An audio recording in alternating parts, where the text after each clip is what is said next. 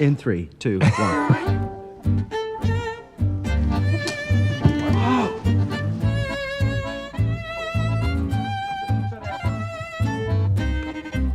You don't partake? Oh, I partook. Now I'm married. Prince Oberyn, if I may, a word in private. When would the wedding... When would the wedding take place, in your mind? Can't remember. No! No! No!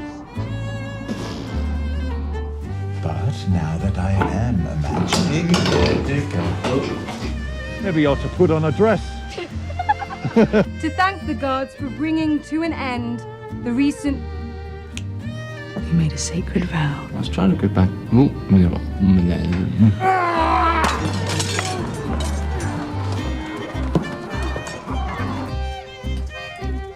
Hi up, this pie is dry. Oh, come on, eat it. I'm a Khaleesi, not a queen. Sake, mate.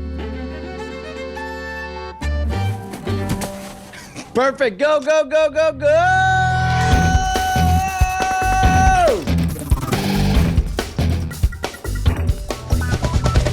Benvenuti a Cordkillers. Our mission to report the intel from the front lines of the cord cutting revolution so that you can take that information and decide to watch what you want, when you want, where you want, on any damn device you feel like watching it on. I'm Tom Merritt. Hey guys, I'm Brian Brushwood, and that was a true and honest depiction of how the characters of Westeros and across the Narrow Sea act at all times. Documentary style. That's right. I actually love little moments like that, mainly because I'm terrible in front of a camera and screw up all the time. And so, like, actors, they're people too. The more they screw up, the more satisfied I feel about You know what my myself. favorite part of that was? What's that? Is when Ms. Martell, everybody's wife, but Marjorie, yeah, Tyrell, Marjorie Tyrell, Martell. I like Martells Ms. totally Martell. she when she like is totally in character and then misses the line, it's like all like snapping. That to me like, is the most honest, most realistic depiction of like flaking on that stuff. Yeah. You know. Joining us today, we're very excited to have Christy Cates, musician, music writer, and editor at Pixis Magazine. You may have heard her recommendations read on this very show before. Hello, everyone. How's it going, hey, Christy? Good to have you, man. I really like the Game of Thrones. That was entertaining. I think I like the behind the scenes stuff better than some of the other stuff. Are you one of them book readers of Game of Thrones, or you only watch the show? I haven't started them. I kind of want to, but I haven't started those yet. There's a bunch of well, actually, we'll get to that in the feedback stuff. You want to jump in with the primary target? Let's acquire it now. ComicCon is a convention that happens. There you go. Smooth, man. You know, I don't know that many of our fans. Yeah, like you may not be familiar. ComicCon, is that where all the communists go? Is that what's going on? No, a lot of people think that. A lot of people under that misimpression. No, it's going on, and it's Trailer Palooza coming out of there. Halo Nightfall had a trailer. Mad Max Fury, the fourth Mad Max movie, but the first one without Mel Gibson. We're going to get Tom Hardy in that one instead. So does it, have they elaborated whether or not it's chronologically? I guess it's obviously in the universe. Everywhere, and they're like, no, it's just the fourth Mad Max movie. And they were going to try to make it with Mel Gibson back in 2000. They've been trying to make this movie for 14 years. What went wrong? Actually, September 11th, 2001 was the first delay. Oh, really? Then Mel Gibson. Then Mel Gibson himself was the second delay. All right, was the second delay. There's also a movie called Air that Robert Kirkman is behind with Daryl in it. Oh, wait. As the main lead. Mr. Reed? Yeah, Norman Reedus. Norman Reedus. Yeah. Mr. Reedus. Dude, I did not know that. I've only seen, I saw the Mad Max trailer and I was blown away. And what's funny is now, I don't know if this is a testament to the quality that computer graphics have taken us or not, because I knew that there was a Mad Max video game company coming. Wow, I could talk. But when I started to watch it, I assumed at first that this was the cinematic trailer for the video game. And I said to Jason, I was like, is this all CG? He's like, no. I was like, because I didn't know there was a movie. and then once it hit me that this was a movie, like, I'm very, very excited about it. Apparently George Miller spent a lot of effort saying, no, we're doing these stunts. Practical There'll be a little bit of effects, like visual effects in this. But yeah, they actually did all the stunts, and a lot of actors did their own stunts. The biggest thing, and again, I haven't watched the preview on it because literally I just landed a few hours hours ago, but a whole movie about Skull Island from King Kong, the one part that was redeeming about the whole King Kong movie. We don't even know if King Kong's going to be in it, but that was just good. Screw that guy. Yeah. He shouldn't be in it. Christy, are you seeing any of these trailers catch your eye? Yeah, I was trying to see the Batman versus Superman one, which it leaked a little bit and then kind of went away and I missed it. So I was bummed about that. I saw the Mad Max one and that looks extremely cool. I guess Charlize Theron is also in that with Tom Hardy. Is that right? She looks badass too. Yeah. No, let's talk real quick about the weird culture, like the whole leaked stuff. Obviously, like they released the Mad Max trailer and wanted the whole world on the YouTube channel. Right, correct. Like I don't understand what the benefit is to knowing full well that somebody's going to bootleg a thing. And so it's like, well, it's like the Apple thing. It's like what's so great about a crappy picture of a picture on a crummy, shaky cell phone? Why would you want that to be the ambassador? What are you talking about? For this? I'm talking about in general the culture of they show things at San Diego Comic-Con, but don't release them. Most of the things are getting released now because I think most people are coming around to your point of view on that. But you're right. A few things are not.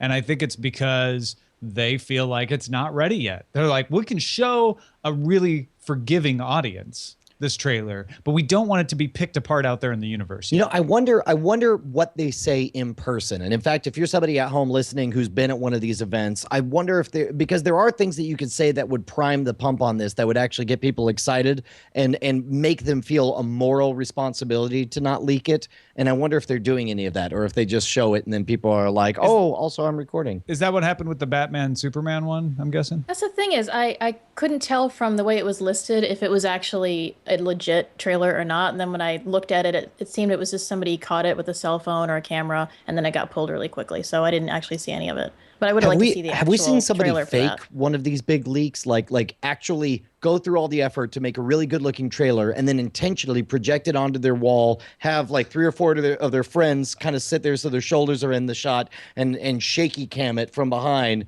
Like, I feel like that would really fool everyone around this time. Do that. What that reminded me of is before Attack of the Clones came out, there was a fake trailer going around where they had taken one of the battle scenes from Braveheart and like put lightsabers in everybody's hands. Oh, that's great. And they did it so quickly and so well. And they used other scenes that were like less known or outtakes to make it so that from the Phantom Menace, that it made people go, wait a minute, I think this might really be an early trailer. Well, and we also saw that where, remember before the actual credit sequence for The Walking Dead came out, there was that one that was based on the original comic book art that, to be honest, I still feel like is better than the actual credit sequence for The Walking Dead. And there was something about like the level of professionalism was so high that I certainly thought like, well, obviously this must be the real thing, because who would invest all this time and effort to make something so good that turns out to just be, you know, a fan-made tribute thing. Speaking of that, did you see the Walking Dead trailer? No. It looks good. It's totally non-comic book, though. Christy, are you a comic book Walking Dead, TV Walking Dead, or no Walking Dead? Kind of neither, actually. The ones I was looking forward to, and I'm not sure if they're out yet, are the Battle of Five Armies and then the Age of Ultron. And my thing with those is I don't know why they don't, once it's out at Comic-Con, why don't they let everybody else see it? It's like they're going to wait a week or something, I guess, to put those out. And it's kind of a bummer. Why wait a week? That seems weird. Yeah. I guess it's to make the Comic-Con people feel special. So yeah, that makes sense. Last thing, talk to me about the Evil Dead TV series and what Bruce Campbell's role is going to be, if we know that yet. What you see written in our notes, Brian, is literally all we know. Everything we know. Sam Raimi announced that he and his brother Ivan are writing a show based on the franchise Evil Dead, and it will star Bruce Campbell. Man, I would assume it's got to be. I mean, okay, on the one hand, it's like my gut instinct is, well, he's in the universe, so it's got to be the same character. But also, like, that's such a larger than life character. I don't see how you can make him like an old man who is like a lore master or something. But it says it's going to star him, right? Well, yeah. But don't they just say that? Well, I mean, if it's going to star him, then I feel like it's got to be. But if maybe it takes place. In other words, he's going to be in more than one episode, so he's starring. Really? Yeah. Is that all it takes to be a star? All right. You can throw that around that way, I think, right? I don't know. Maybe. Yeah. And I'll tell you what, dude. I by all rights should be super jealous of all of this. I should loudly protest about how I wanted to be there at Comic-Con, but I spent 3 whole days in Austin, Texas, seeing my kids. And in other news, Brian saw his children. Children Con. Yeah, I was at KidCon 2014. It was great. Well, actually, there's a little more Comic-Con news, so let's move on to our secondary target. Chris Hardwick of the Nerdist frame of the Nerd. He's been framed as the Nerdist because he is. I swear, man, I only read once. I only know a couple of math equations. Don't frame me as the Nerdist, man. I can't even name all the Justice League. I think the Wonder Twins are canon. No, he was doing a panel at Comic-Con and was discussing how they're going to move Nerdist videos to premiering on the Nerdist website first, which Rooster Teeth has already done, because he said, look, YouTube is just not a place where people hang out. Well, but also Nerdist tends to do, and forgive me if I'm wrong here, they tend to do long format content, right? And YouTube is a platform for discovery, which inherently favors short form content. I don't know. He's got 1 million subs on YouTube.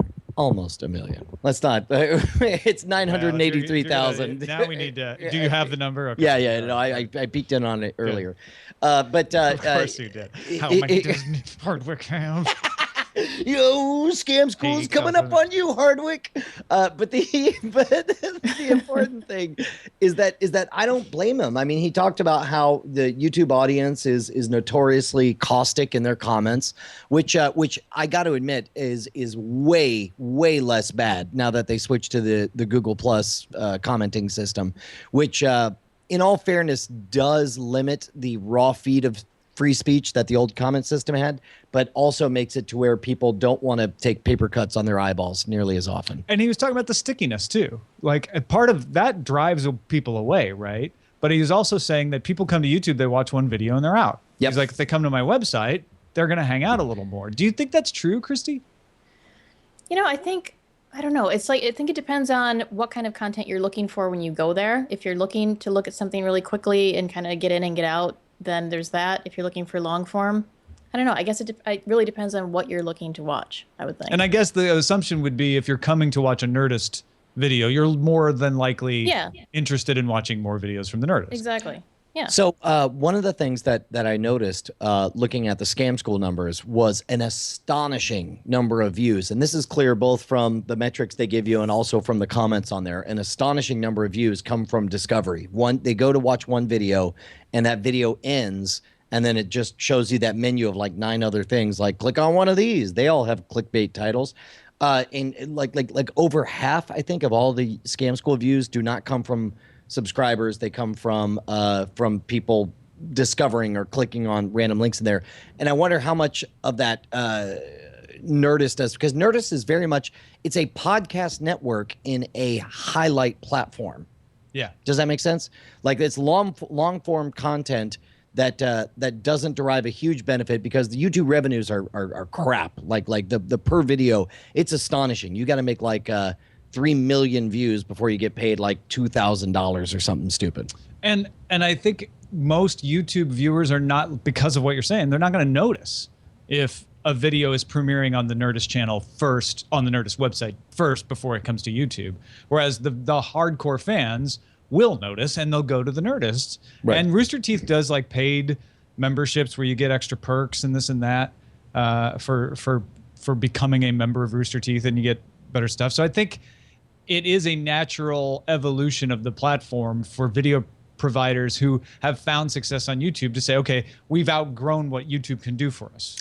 Yeah, well, and plus I don't also think it's so much a slam on YouTube, unless you're talking to a YouTuber like my wife, who was like, no, we want to be the platform for everyone. But it's more of a like, yeah, YouTube's good for this, and I did that. Right. So now I have to go somewhere else. Well, and plus also, Chris Hardwick is in a unique position in that he has really transitioned from being a name that was known for the internet and has become a major draw. Like his name is the kind of name that gets people to click on things now. So it would make sense that he would defocus on that particular platform.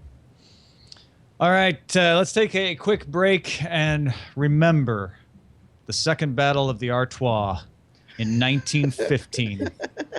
1915. Wow, what an amazing date. Did you know that exactly happens to be our number of bosses that we have? What? Yes. If you go to That's Patreon, ridiculous. if you go to patreon.com. I was just remembering the second Battle of the Hours, whatever I said, for totally unrelated reasons. Well, if you go to patreon.com/Cordkillers, you'll see that the folks who make us an independently supported podcast and allow us to bring you guys unbiased news when it comes to the world of cord cutting and watching what you want, when you want, on whatever damn device you please. 1,915. I'll tell you what, I kind of want to make a push. Out there right now, I do believe there are 85 people who are kind of on the fence. They're like, oh, I've been meaning to get around to supporting those guys. Just a penny. Just give us a penny. Get us out of the 20th century. Yeah, man. Let's go into the future so we can start making up stuff about what happens. Thank you to everybody who supports the show. Of course, there's a number of benefits, but the biggest of which being that we get to do it. Because I don't know if you know this, but we weren't always able to do this show. Yeah, we really appreciate it. Patreon.com/Cordkillers. Let us fire up. Do you fire up intelligence? I don't know. Start signals. Set fire to the intelligence. Read. Set fire to the intelligentsia. Send the intelligence. Hey, so we've got another report that Google's buying Twitch. VentureBeat is very certain that this has actually happened. And don't forget that a couple months ago, Variety was very certain that it was about to happen. So we've got some progress in the rumor side of this. We're still not hearing anything from Google or Twitch, and all the other articles I've seen have just been people repeating what VentureBeat claims, which is that the deal has been signed. So if this is locked in, let's speculate irresponsibly about how this is going to look. Christy, are you in to speculate responsibly? This actually, it kind of makes sense to me from a content standpoint. And I mean, I like watching video games being played on YouTube, like the Yogscast. I mean, that's like a really fun one to watch. And to me, if they take this over and keep it what it is, they could expand it and give it more, I guess, more room to grow. But the question I had is if they're going to leave it gaming or what else they're going to do with it. Are they going to expand it into any other genres, other platforms? I mean, what do you guys think they're going to do with this? Well, the traditional move is you establish dominance in a very narrow genre, and then you expand your brand to try to cash in as much as you can. And it's not always the best long-term move, but it is the one that everybody tends to do. You know, Cadillac used to mean a highly expensive car that only the rich could afford, and now it means whatever, everyone has a Cadillac. But I feel like in that regard, Twitch, even though it was defined by gameplay, and there have been stories about them kicking off users who weren't playing video games or talking about video games or whatever to narrowly defend their brand, I feel like all of that goes away once YouTube buys them, because Google, and I've said this before, Google is like the Borg. They just, if something doesn't work, they'll just keep throwing more money at it, trying it again and again and again. We saw that with the social, where it's Google Buzz and whatever, Orkut or whatever it was called. It was Orkut, then Buzz, and then Wave, and then Plus or whatever. So it's like, we still haven't seen the end of that cycle. But in this regard, we've also seen YouTube try multiple times to brand and push their live content. Whether it's just YouTube Live is only for partners who are of a particular level of importance, and then it's now it's a hangout on air, but now as Plus's star fades, whether or not they're going to rebrand everything as Twitch. I feel like that's the direction we're headed, but I wonder how much of it is front end versus back end, because as good as hangouts on air are, like, there's an untenable amount of lag on there, whereas the way like 30 seconds when you interact with the chat. You're talking about lag between the live viewer. Yes. Okay. There's no, because there's no lag in among the people talking to each other. And that's all Hangout is designed to do. Sure.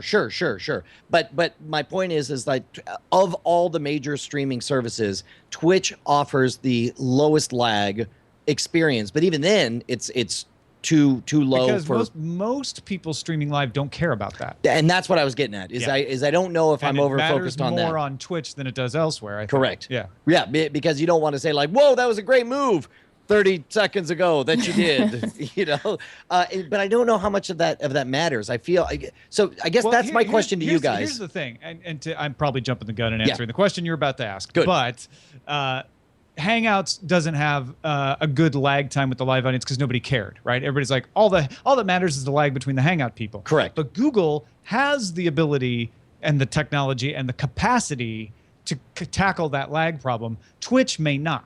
Twitch is like, yeah, we're kind of at the limit of what we can do without spending a lot of money. Yeah. So if Google buys Twitch, all of a sudden Google's like, let us open the doors to our server farms to you, people who know how to solve this problem. So I guess that's the other question too. Do you feel like Twitch is destined to stay video game centric, or do you guys feel like this is going to be the doors opening? They've bought the audience, and now they're going to make Twitch and I don't know, make it mean nothing. That's the thing, is I was wondering how much of the audience would kind of defect if it changes from what it is, which is kind of a video game centered, everyone gathers here to play games, everyone gathers here to watch games kind of thing. And if they start putting, I don't know, cooking shows or something on it, like what's that going to do to Twitch for what Twitch is? I have a feeling what they should do. I don't know what they will do, because Google can go either way. They can buy something and turn it into Google video game playing thing, or YouTube video games or something. Or they could do what they did with YouTube. They could buy a service, get rid of their old one, Google Video in that case, and leave the other one as a brand. They may do another YouTube and say, we're going to buy Twitch. We're going to get rid of any YouTube plans to stream video games and just move that all to Twitch, but still take some of Twitch's ability to do these things and roll out YouTube Live, which takes advantage of what they've been doing in cooking channels and things, but doesn't pollute the brand. Well, this is the other thing too, is I wonder what kind of mess they're buying when it comes to licensing rights for video games. You know, one of the things our friends over at Rage Select have bemoaned the fact that Nintendo has worked out a deal with YouTube where when they see somebody streaming a Let's Play of a Nintendo property, there's no discussion. They said, okay, whatever money they're making, just send it directly to us. And that's the end of the discussion. And I don't know that Twitch has been in that situation. And of course, you know, the workaround for many of the Let's Play community is to do a directly funded thing like Patreon or whatever. I wonder how having a deep-pocketed, a well-lawyered machine like Google would affect negotiations and that stuff. Well, and it's interesting because I think YouTube got into the trouble with video games because they built a system for Viacom. Yeah. They built a system to defend themselves against Viacom. Right. And then Nintendo caught on and said, hey, we can use that system. Right. And I don't think Google really expected the video game companies to bother with it. And so that caused a lot of consternation and controversy. And I feel like with Twitch, they can say, look, this is the Twitch universe. This is where it lives. We'll spend the money to have the lawyers defend it, but let's not make the same mistake twice. At least that's what I think they should do. Yeah. I don't know if that's what they're going to do. Agreed. Shall we gear up a little then? Yeah, let's just a little bit. I'm just going to put on a backpack. I can't gear all the way up. I can gear up like to my knees. But you got to gear up to get down, man. That's what they keep telling me. Hey, speaking of Google, happy birthday, Chromecast. Turned 1, July 24th. Chromecast users have apparently pressed a cast button 400 million times. What? Since the device was first released a year ago. Impressive. Okay, now I guess that's just one user, Brian. No. Larry Chromecast. He's got a bloody finger. But yeah, no, they're not talking about the number of videos played. They're saying they've actually gone and pressed the cast button 400 million times. I don't know. I have no context for this. I feel like that's a big number, but then, you know, if you told me that there were 400 million clicks on websites, countries, we don't know exactly how many Chromecasts have been sold, though. Yeah. Wait, they've never released those numbers? Huh. They just say millions. Huh. It's 1 million, all to Larry Chromecast. It's 1,000,001, yeah. Do you have a Chromecast? You know, I don't. I find it intriguing. We have the Roku, and we've got some other stuff set up. And the thing I like about Chromecast, I'm not even sure, maybe you guys can tell me if it does this or not. Where is it at as far as streaming content from your computer that's your own content, like a video you created? Can you do that with that yet, or is that where that mirroring thing comes in that they were working on? But it's kind of a workaround. You can do it. You can do it through Google Play if you can format it right on an Android device. And in fact, there's Android mirroring that's coming to more and more Android devices. In which case, then you can totally do it because you can just mirror the screen. You can do it through the Chrome tab mirroring by using a Chrome plugin to play your own stuff. So yeah, Yeah, Well, kind of. you can do it, but it's not like, oh yes, you just press play on whatever thing you're using, and there's a Chromecast button. Man, do you feel like now's a good time for us to tell our experience with Jeff Kanata of almost being able to just stream something to his computer? Yeah, well, he didn't have a Chromecast, right. So I don't know how relevant it is. You had mentioned that had he had a Chromecast and had the self I don't know, administering what was it, using ultrasonic waves? I was using the Chromecast technology to send my YouTube video from my iPhone to his Xbox without having to be on the same network. Right. Wait, is that how we ended That's up how doing we it? ended up making it work. Right. Most of it is more a story of us stumbling around with too many options that none of us have used enough to go like, well, what's the best way? But the way that worked was using the Chromecast button on my iPhone and sending it to the Xbox. Wait, now is that a built-in thing? I guess I saw that. I saw that icon, and I remember thinking, like, what, do I not understand what Chromecast is? Well, I had open... to pair my phone with the Xbox manually. It wasn't like a Chromecast where I would just see it. Right. But why does that button do? That button is designed for Chromecast, right? Yeah, but it uses the same protocol. Okay. So you didn't have to go through Smart Glass or anything. Nope, didn't have to. Smart Glass uses the same protocol too.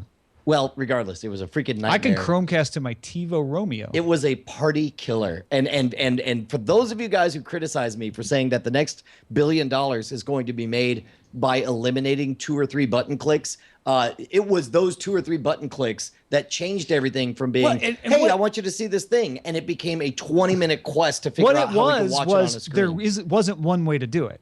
Right. So it was like, well, wait a minute, let me pair my phone. And then I start pairing my phone, and Kanata's like, well, wait a minute, I think I could just go to the YouTube app. Oh, wait, I'm not finding it. And then he's like, let me get my Windows phone because I can Smart Glass this. Right. And then Brian's like, well, hold on, let me try something. Let me get my laptop, and I'm going to call it up and plug in. Too many ways to do it. And so we were all casting around trying to find the way instead of having the one accepted way. It's like, oh yeah, if you want to play a video onto a television, this is how you do it. Tell you what, man, this is that Steve Jobs walled garden experience. It's like, I kind of want to be a kept animal in that regard. It would be great to, like, if I'm looking at a thing, I just want to, Iron Man style, just fling it onto whatever device I'm looking at. But don't you guys think that speaks more to the early days of the system rather than any natural problem? It's just like there's lots of people are trying different ways. And if one of them starts to win, then that will be the way. I definitely hope / believe that will be the case, because as you told me, as much as everyone likes to howl about how our internet here sucks and it's great in Korea had all of those horrific different competing structures and that's what made their the environment to create that fast internet. Well, no, they actually were never horrific. They just had competing structures, and they continued to have competition. Well, no. I guess what I mean that drove each of them to put that. Fast. Bad example. But my point is like we are going through the ugly phase of tons of options, which is what. That's what I'm saying. Because there are more than 6,000 developers signed up to use Chromecast. It's the #1 selling electronics item on Amazon. I could see a day when you go over to your Jeff Kanata friend's house or Christy Kate's house, and they've always got Chromecast. Everybody's got one because it's just the way everybody does it, or it's built into the television. Built into the TV. This is one of the few things. All right, Christy, do you have any final thoughts on this before we move forward? Yeah, I do. One thing is just if everything, I like the idea of everything being more simple. I think it makes it, like you said, more appealing if you're somewhere and you're trying to do something. Who wants to spend 15? Uh-oh. Oh, I think Wait, well, we lost you for a second, though. We heard as far as who wants to spend 15. And then we had what? $15? 15 kroner? Oh, wait, no, she's back. Sorry, we heard as far as who wants to spend 15. Oh, 15 minutes trying to get it to work when you can just use one thing. But at the same time, is that going to eliminate competition and people trying to make better and better devices? That's the thing I was wondering about. Yeah, once you get to the standard, hopefully you get like a couple of standards that are interoperable but made by different people. That's always the hope. But right, we'll see. Meanwhile, you can entertain yourself in many other ways. If you don't have a Chromecast, by spending money at scam stuff. Yeah, man. Sorry, you caught me. I was in the middle of responding to somebody on the chat room. Scam stuff is gear for the modern rogue. There's two ways you can support us, either directly at patreon.com or indirectly by buying stuff like the Sword and Laser anthology or heading on over to scamstuff.com. We really are a little bitty shop of cool stuff to make you the, the cleverest looking guy in the room. Run out of my garage right now, fulfilled by our fabulous TD right now, Zach Holder. We got new stuff in. We got a little wooden puzzle called the Consecutive Conundrum from Diamond Jim Tyler. And I don't want to say, I'll go ahead and say, we're looking at stuff like a credit card that turns into a knife. So it's like there's an awful lot of weapons on Hold that in your mouth? Yes. So keep an eye out for that. We got stuff like the utility key, which is a little fake key that turns into a Phillips head screwdriver. And dude, you should do a Mad Max team up promo. Oh my gosh! Because you're talking about making people into road warriors there. Yeah, that's true. That's true. That's what we do. Mad Max Fury Road leads right to scam stuff. There is no business relationship between that movie and scam stuff. Yeah, that's I don't look forward to putting that on every invoice. But regardless, head on over to scamstuff.com. We got tons of really cool stuff. It's geared for the modern rogue. Time for Under Surveillance. It's all about location. Under Surveillance. Under Surveillance is where we talk about things where you can watch them. Hence the name surveillance, because you're surveilling them, but it's not sneaky. FXX, the second FX channel, extra FX channel, the one they moved Always Sunny in Philadelphia to, is going to marathon all 25 seasons of The Simpsons starting August 21st. I did not know that they moved Always Sunny over to FXX. Oh, I did when I couldn't watch Always Sunny in Philadelphia anymore because I don't pay for the tier that is FXX. FXX is this freaking ghetto that they move all of their they keep thinking that people will want to follow the content over. What was the talk show that was super popular? The nightly talk show that Conan? No, it's I forget. The chat room will have it in 20 seconds. But they moved him over, and it ended up killing his freaking show. Man, that sucks. But that's great about a marathon. I guess they're going to marathon The Simpsons starting August 21st. It'll end September 1st. Then in October they will launch SimpsonsWorld.com, which will allow subscribers who get FXX on cable to watch every episode on demand on their desktops or mobile via the FX Now app. This is like the reverse of what we were hearing from South Park Studios. South Park Studios goes over to a major online distribution network with Hulu, and they give up going on their own. But now we're seeing the beginnings of Simpsons doing the inverse. Yeah. What's the difference here? What the difference is Rupert Murdoch wrote a bigger check. I guess. By the way, Ken from Chicago cleared everything up. He says it was the talk show with the guy with an afro. Oh, so thank you. That's I don't remember that. Perfect. So yeah, I mean, this is the inverse, right? I feel like this is a direct response to cord cutting, saying, "Well, crap, people are watching things digitally now. We need to figure something out. What do people like to watch? Oh, they love watching reruns of The Simpsons. Let's snap up all those rights, write a big check, and then throw it against FXX, which we're trying desperately to get people to subscribe to, and because it's in a different tier. And Always Sunny moving there didn't work well enough. So what if we do this big stunt that gets a lot of people talking about it and then make The Simpsons available and say, look, you don't even have to pay extra. It's not a Hulu service or anything. You just get it as long as you're subscribed to FXX. Totally Biased with W. Kamau Bell was the show that I was thinking of. And thank you, Walker, in the chat for getting it. I'll tell you what, though. I don't understand. I don't. This is going to sound weird for me, a very much a pro cord cutting kind of guy to say, but I don't know that networks, even fledgling networks or startup networks or whatever, like I don't know that television can own that internet space. I don't know. To me, the real story is not that, FXX is being associated with it or whatever, but that they're launching this online portal just for The Simpsons. Essentially, like they got enough Simpsons content to run how long before they repeat? Like there's like 500 episodes. That's amazing. Okay, so 10 days, 24 hours a day, August 21st to September 1st. Wow, that's a lot of content. Yeah. So Anyway, it's good that they have the online side of things. 11 days. I don't know how to feel about the fact that it's on FXX. I do think that this is significant, that we're starting to see shows, at least, and in this case a network, embracing digital. Like, well, okay, we need to have an online presence. It used to be, well, we're never going to allow digital things. We'll put a few samples out there. That was in the early 2000s. Then it became, oh, this YouTube thing's becoming annoying. We'll start Hulu and crush them and allow some videos of our television shows to be on there in this one safe place. Now it's like, oh, crap, we need to have a digital video strategy if our network is going to succeed.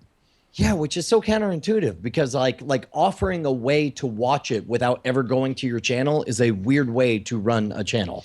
If it gets people to subscribe to your channel, that's all you care about, right? Yeah. Because the whole point of making you subscribe to the channel to watch it is because they make some money off advertisements, but they make a lot of money off of that subscription fee that they get. And so they want that subscription fee to come in, and they figure, well, we can sell videos on Simpsons World. You know, we'll sell advertisements there. Christy, you got anything else on this one?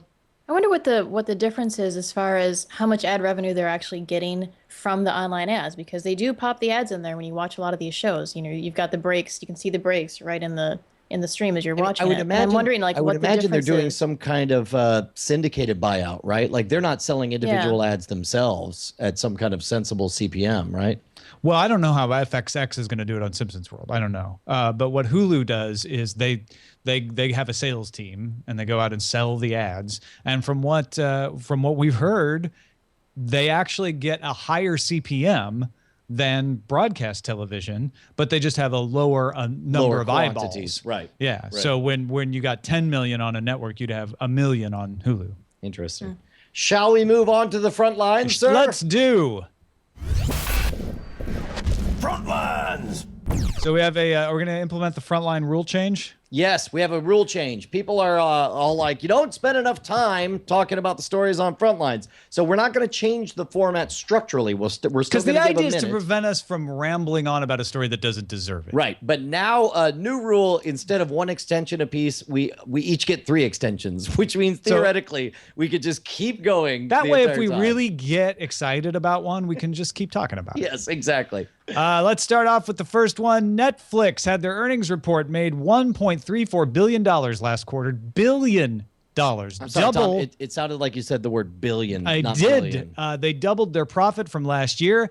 Netflix grew 36.24 million U.S. subscribers. They didn't grow the subscribers. They grew their subscribership to 36.24. They don't grow humans. They did get 13.8 million international subs. That's about 25% growth in the U.S. and 77% growth internationally. That is astonishing. Over the last year, 77%? Yeah. That is, I'll tell you what, if there's... Of course, they were starting low, but still.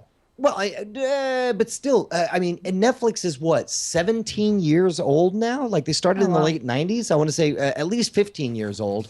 To be in an industry and to be a decade and a half into it and to have 77% year over year growth is astonishing. That is a, you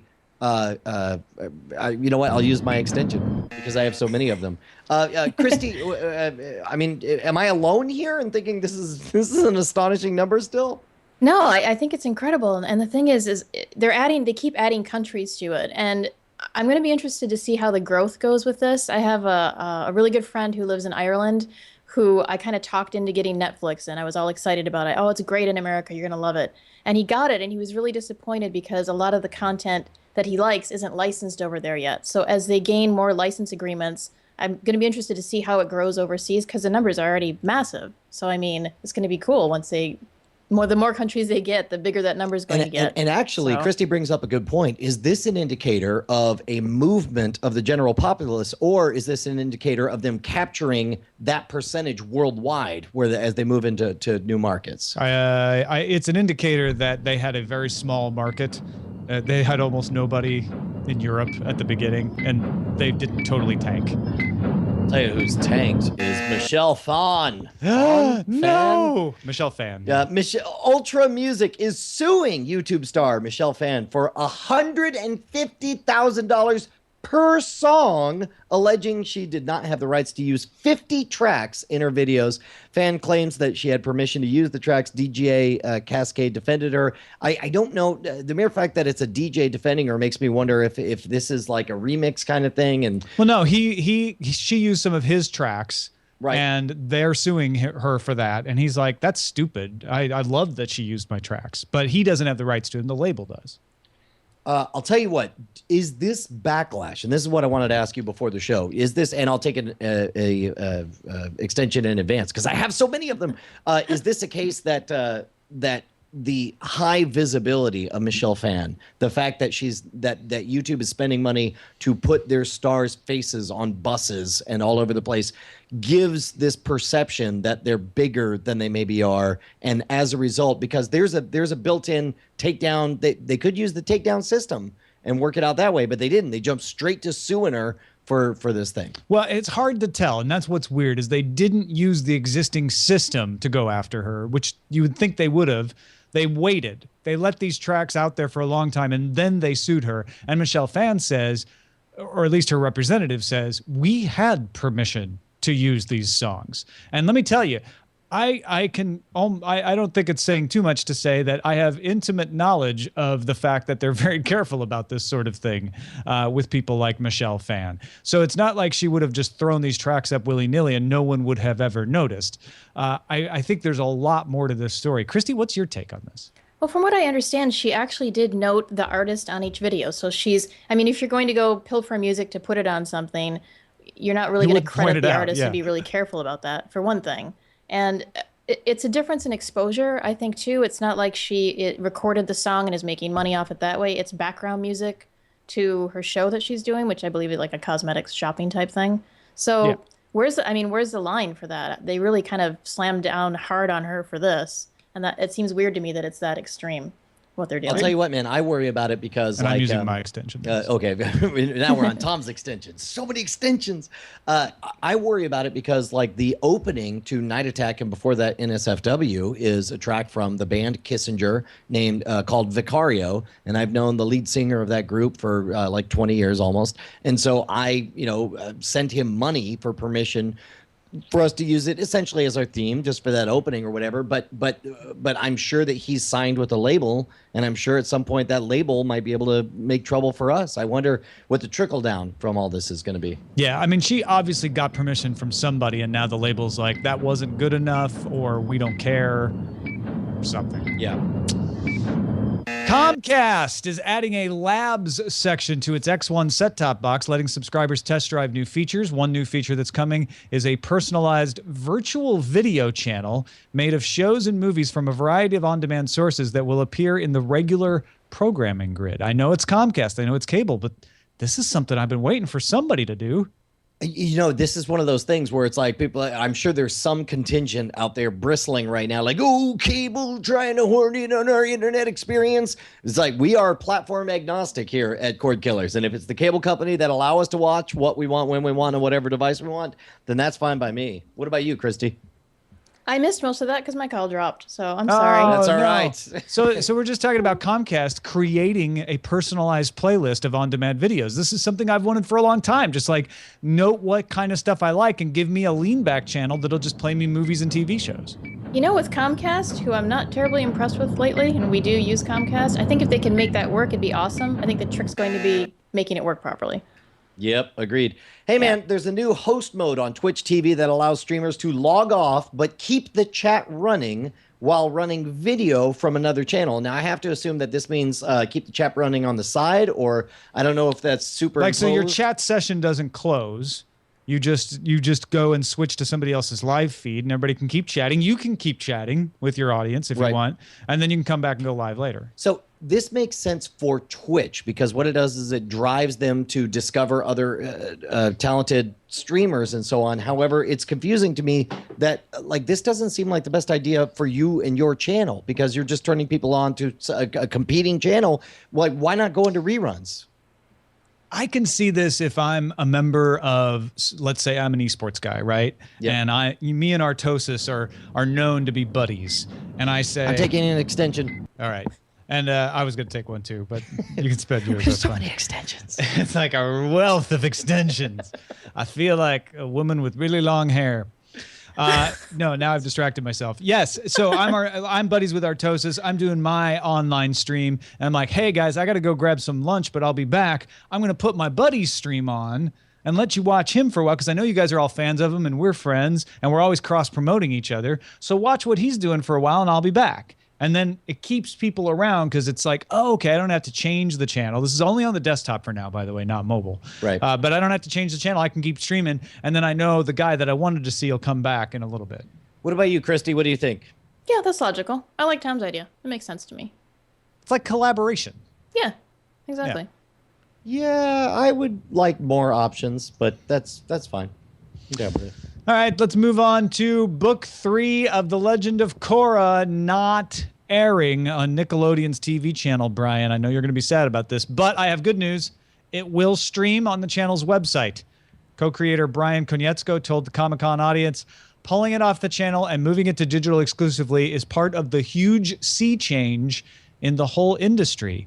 Thanks to Indy DeLee for the link to this on the Cordkillers subreddit. Okay, I talked with Gadawag, who's in the chat right now. Maybe he could provide a link, but he was saying that they're already booked through season 4 of Korra. So it's not like the show's canceled. They didn't cancel the show. Away. They just said we're not going to show it on TV anymore. Okay, that sounds like canceling. When you stop showing a thing on TV. No, think of it this way. It's like, we're going to continue to make It's Always Sunny in Philadelphia, but we're moving it to FXX. Except in this case, we're going to continue to have Legend of Korra, but we're going to move it to our new channel, which is called your web browser. Okay, actually, now all of a sudden I'm all in. That is the right way to frame this to get me excited about it. I am disappointed because they and I'm taking an extension, my 3rd extension. They didn't show, I watched the first 2 seasons. First season I watched like on TV because we had cable at the time. Second season I watched all online because they were putting it all on. The 3rd season I inadvertently ended up going to a pirate website and watched it there, which was of course not the best idea in the world. Like as I'm calling it up, there's pornography on the sides. Kids, come on over. Come watch Korra with Daddy. Yes, exactly. And so, I'm glad that they're flipping back to making it available online, but I'm sad for the part where it's not on quote unquote real TV. Does it matter though? It should. You still have to pay for the cable channel either way. Yeah, no, I shouldn't. Christy, what do you think? Do you mean it'll affect the fan? Do you think it'll affect the fan base of the show? I do. I think it'll undercut the momentum that the show has. This is, Hollywood's a business that runs on momentum and perceived momentum, and this is a giant blow to the perceived momentum of that show. Well, and this is another example of a cable company saying, we are just going to make our content available over the internet. You'll just need a login. And that's where somebody can come along and do a disruptive cable channel that's like, we actually don't provide service to you. We just let you log in. Yep. Our final one is yours, Brian. Yeah, Lionsgate is going to add special features to an app for people who buy certain movies through Comcast, starting with the firm Divergent. So is this, these are like what, DVD-style special features? Yes, Divergent is a movie, and this would be like DVD-style features, but you'd get them in an app. And again, it's through the Comcast store, but it's a Comcast store where you buy digital movies. Remember, we talked about them launching that a while back. Yeah. Don't know how excited to be about it. I know it's a step in the right direction. Baby it's the death of DVDs, if nothing else. Oh my gosh. Like we're seeing all kinds of scrambles to give you special features in digital copies of things now. In a big, big way. Christy, you got any strong feelings on this one way or the other? Yeah, I think it depends on what the content is, because sometimes they drop stuff in there, and you guys know this. It's just like, oh, look, a different camera angle. Oh, a still shot. It's just stuff you can dig up anywhere on the internet. I think if it's really cool stuff, like maybe interviews with the director or talking to the actors or really cool behind the scenes, how do they do that special effects stuff, then yeah, I think it's appealing that way. If it's just basic stuff, I'm not too interested in that. Well, and the cool thing that they can do with this is update it over time and add new special features that you don't have to pay extra for, which they couldn't do to a DVD. So that's true. Time for a check-in on Amtrekker's Win, also known as the Summer Movie Draft.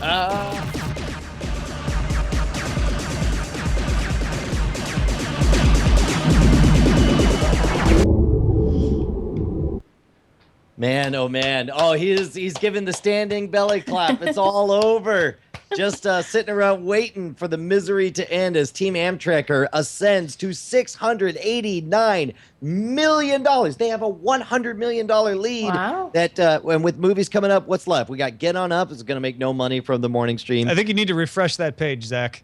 The Guardians of the Galaxy, which Slash Film has coming up, but again, is not going to bring them up from their, $500 or $400 million deficit.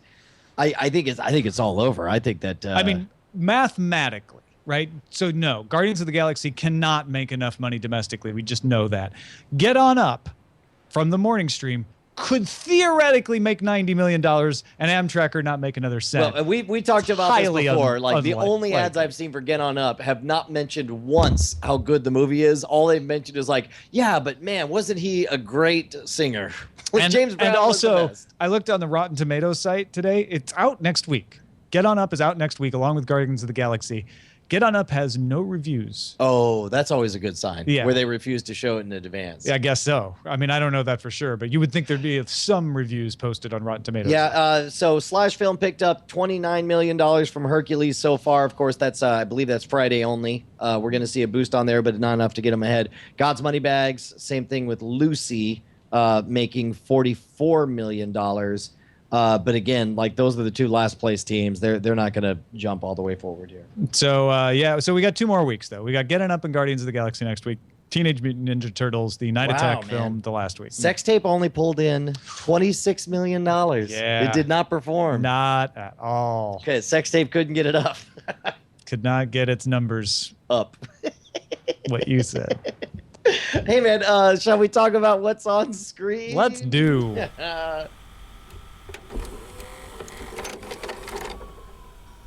I didn't do a lot of screen watching this week. I did watch The Leftovers, and we'll talk about that in spoiler in time. I did watch episode 10 of season 2 of The Shield, which we'll also talk about in spoiler in time. You watched some stuff though. Yeah, I had kind of a lazy evening where I watched a bunch of stuff. I did not. By the way, I do want to encourage you to watch Snowpiercer because I've held off talking about it because you mentioned that you'd be interested in watching and talking. Where did you watch it? Amazon Prime. Okay, but I could find it streaming. Yeah, okay. yeah. No, it's still in theaters, but they released it on video on demand. Such a quirky movie. I watched Das Experiment, which is like Das Boot, but experiment. Yes. Okay. It's the original German movie. I don't know when it came out. I want to say early 2000s. It's based on the Stanford research experiment where they assigned some students the position of guards, the other students the position of prisoners. And they called the experiment off because too quickly they're created this culture of abuse and of bad things. Knowing kind of how that experiment went, I didn't know if I would like the movie. It's very well done. The third act I did not see coming. It takes things in a new direction. I liked it a lot. It's Das Experiment. I also saw World War Z, which we could talk. Did you ever watch that? I did. Yeah, I saw it in theaters. All right. Well, you know what? We'll talk a little bit about it in spoiler in time, even though it's an old spoiler. I will say this much, that it did not deserve the lukewarm reputation that it got. And I wonder how much of that just has to do with the fact that it's not the book, that they used the title of the book and then didn't do the book. I thought it was pretty good. And I watched... I fell asleep actually watching Orphan Black episode 3, so I can't really speak to it. I have to rewatch it. That tells you a lot. Well, okay. All right. Yeah, we'll get back to it. All right. What about you, Christy? What have you been watching? A lot of stuff, actually. I've been kind of marathoning Stargate Atlantis because I didn't watch the ending of it. I don't like it when the series end. It makes me sad. So I finally went back and watched the very end of it, the last 4 episodes, which was cool. How did it feel? Sorry? How did it feel? Did it treat you right? Yeah, it was okay. They ended up back on Earth. Everybody looked pretty happy, so that was pretty good. Not a lot of people died. I was okay with that. I watched Transcendence, the Johnny Depp movie, which I thought was quite good.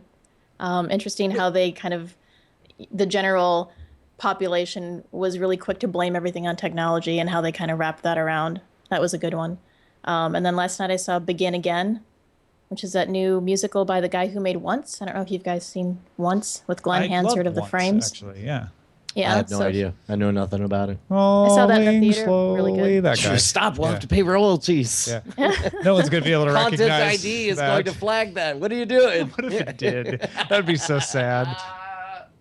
And you also had a bunch of music recommendations for folks to watch. Yeah, that's what's cool is I've been doing a lot of writing on music festivals, and I think the festivals are finally starting to get it that putting content from a music festival online isn't going to make the person not go to the festival. Maybe they're going to go anyway. They'll watch the footage later. If they don't go this year, the footage might inspire them to go next year. So stuff like Hangout Fest and Ultra Music Fest now have archives online you can go watch. Coachella and Bonnaroo have YouTube channels along with Lollapalooza. And Lollapalooza actually is happening this upcoming weekend in Chicago, and they've upgraded their whole streaming service. So you can pretty much sit down and just kind of like attend the festival streaming from beginning to end. And then they added a couple extra channels where they have live interviews and like hosted interviews and behind the scenes stuff. So now, I think it's really cool. Are they charging anything for that, or No, is that ad supported, or is that just brand building? Like, where's the money in that? Because number one, that's great, but because it's great, I'm immediately suspicious. Yeah, a lot of it is ad supported, and then stuff like Lollapalooza, I believe it's Red Bull TV, so it's kind of like the whole channel of watching all of streaming Lollapalooza is sponsored by Red Bull TV. But I mean, it's all high def, and it's great. You can watch pretty much all of it, which is very cool. But yeah, it's sponsored, but I think that's okay. I think that you makes have sense. to provide. You have to turn off your own air conditioner and take off your shirt and charge yourself $10 for a Bud Light. It's all on you. But otherwise. Yep. You have to put the water in your own bottle and then throw $20 in a cookie jar. Right on. Exactly. That's cool though, and because I feel like I was watching whether it was Bonnaroo maybe on the Xbox. Was that it? I don't remember. Anyway. That's cool. I love that stuff. Yeah, the last one of those that I watched and really was immersed in was I forget which festival it was, but it was a festival in Germany that Tenacious D was playing at, and I sat there and I watched the full Tenacious D concert, and I was really amazed at how much of the live experience I felt like I got, even though I mean it's a sea of people, and it's like, well, if I'm that far in the back, I'm just going to be watching these screens anyway, and it's going to look exactly like this. Only I'll be hot and angry. You just rent a porta potty. It's like it's oddly immersive for something you're watching on television. I mean, they're doing a really good job of how they shoot these things and the different angles they give you, and yeah, like Brian said, you're way in the back sometimes anyway, and you're not seeing anything. So sometimes you're better off. Well, and I'm astonished at how much of that live event electricity translates, like knowing that everything's being streamed live. And of course, you're watching it on like a 30 to 60 second delay or whatever. But that perception that flaws and all, and surprises and all, no matter what they decide to play, or if they, drop an F-bomb here or there, you're going to get to see it. I don't know. I'm really amazed at how much of the live experience turns out can be virtualized. Time for some dispatches. Elegantly coming from the front. Oh, let me hear some elegant music. Dearest Brian, I write to you with a calligraphy pen. Hey, man, we got an email from Alan that says, "Hi, Tom and Brian. I am one of the reported 250,000 people in Australia who subscribes to Netflix, which, as you know, isn't officially available here. So I use a VPN. I use Unblock Us. We never have any problems streaming at full quality, even though we are on the other side of the planet. I hear that in the USA, some people are having problems as their ISP is slowing down their streams. I was wondering if they would still have the same problem if they used a VPN service. What are your thoughts? Plus, it also gives you the advantage of choosing what Netflix region you want. I believe it would fix it. And for a while, that was our fix because there's a similar arrangement for YouTube videos where they locally different service providers use different ports, and whenever we did NSFW back in the day and I was playing a video, it would choke up thanks to Time Warner, so I would use I forget which one, ProXPN for the VPN in order to work around it. So I think it would actually solve it. It could fix it until they find it. Are you talking about it. DNS codes as well? What's that? DNS codes? Can't they use DNS codes to access the different countries? It's the same principle, right? Okay. What's happening is there's an interconnection between what's called a transit provider that brings the video into you and your ISP that gets congested because a lot of people are using it. And what the VPN does is says, don't get the video through that connection, get it from this other video. And the DNS that you're talking about does exactly the same thing. It says, go over here and get it. And that's why if that connection is congested, you're just asking for a different connection. Right. But that connection could also get congested, or the VPN provider could have a lot of traffic. So that's why I say it could fix it. I mean, I would say but your mileage may vary depending on the VPN provider and just the conditions of traffic that day. I mean, I guess that's the thing, is that may be a solution right now, but it's not a scalable solution. It's something to try. Certainly. Like if you personally are having crap. OLA is a Chrome extension that just constantly shifts VPN providers, free VPN providers, so that you're always getting the fastest one. Wow. Right on. Yeah. Got that from Patrick Beja, actually. Mark Davey wrote in and said, in a recent show, you talked about why Nielsen only counts 18 to 49. Psychologists in the 1960s and 70s measured brand loyalty and found that people over a certain age become inflexible in their brand choices. Basically, the younger people are, the more effective the advertising. Brand loyalty is why markets don't advertise to people over 49. These studies have been shown to be flawed. Also, the disposable income difference by age has flipped in the last 40 years, with college loans and a stagnant job market reducing youth spending power. But given that markets are still focused on broadcast viewership, that has been decimated, that is reduced by a tenth, in the last 20 years, they can be the brightest group of company executives. So wait a minute. He's saying that people still think brand loyalty doesn't matter to people over 49, but those studies have been proven wrong, but the executives still believe them? It seems like that's what Mark's trying to say here. I think what he's saying is that this is why they believe them. Also, BT dubs, they're wrong, which I generally find it not to be true, that in other words, like, that may have been what they used to think, and then it was proved wrong, and I bet the executives don't believe it anymore, because the executives aren't stupid and still believing research from the 60s and 70s. Well, I mean, generally speaking. I think his larger point still stands, that what they're doing is they're jockeying for brand loyalty, and all things being equal, you want to establish that brand loyalty at a younger age rather than an older age. I'll buy that. I wouldn't buy that at all. Actually, I'm getting old, and I won't change my loyalty.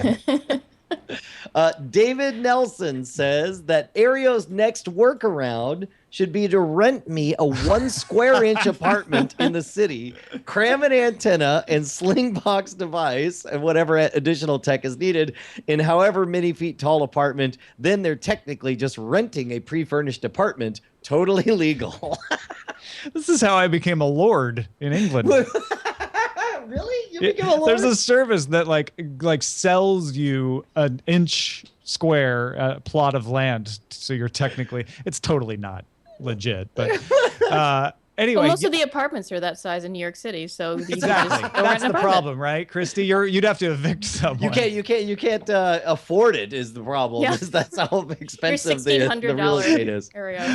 Scott from Houston says, I know that we are between Game of Thrones seasons, but I wanted to pass on my experience as someone who watched the shows without reading any of the books first. I love the show and have watched it from the beginning. I have to admit, though, that I would get confused sometimes about who all of the characters are and where the story was going. After the first season, I tried to read the first book. At the time, I found myself getting bored because I knew what was going to happen. Fast forward to the present, and I decided to pick up the books again. After a few years, the details of season 1 are a bit fuzzy. I was instantly hooked on the book. Not only that, but I suddenly realized the relations between the characters and why some of them acted the way they do in future seasons. Having knowledge of future events is really making the books enjoyable, and I can see the foreshadowing and the mistakes the characters make that lead to their downfall. Of course, reading the beginning of book 1 and seeing the Starks as one big happy family, spoiler alert, was kind of depressing. My goal is to have all of the books read before the next season starts so I can see what it's like to be on the other side of the experiment. 1 book down, 4 to go. Good for you, Scott. And by the way, I think that you're doing it right. You know, see the show first. And by the way, make sure to write us back and tell us what the experience is like. You know that I disagree on that, right? Really? I may read the book first, then see the show. Oh, man. It's only downhill from reading the book. I think it's cilantro. I think we're 2 against 1. I agree with Tom. I'm sorry. That's all right. Look, I'm very accustomed to being wrong. I don't mind being cilantro wrong. tastes like soap to some people and not others. It's just a matter of taste. That's true. It's genetics. John writes us saying, living in South Africa, cord killing is near impossible as we only have overpriced satellite and free terrestrial S-word. That's not even HD yet. However, I managed to get a Fire TV and now proudly use Netflix, Hulu Plus, and Amazon Prime, HBO Go, and watch ESPN through a friend's Verizon account, filling in the blanks with a sick beard, couch potato, and Plex. All this costs me less than $80 a month, including internet. Wow. Not bad compared to what you have to deal with in the USA. It is otherworldly expensive to try to watch current stuff overseas because both my parents, we lived in Norway for a while, and I know the cable was very expensive just to get old reruns of The Cosby Show. And then my parents moved down to Venezuela for a while in the late 90s, and I know it was expensive for them to get DirecTV down there. So congratulations, John. That's fantastic. Well, that brings us to the end of our show. Thank you, Christy Cates, for joining us. This was really fun. Thank you. It was quite fun. I enjoyed it. Thanks, guys, very much. If people want to find more Christy Cates, where might they go? Very simply, ChristyCates.com, and I'm at Christy Cates on Twitter. And it's K on both sides for the audio listeners. It is indeed. KRISTIKATES.com. And thank you all for watching. You can find us at cordkillers.com.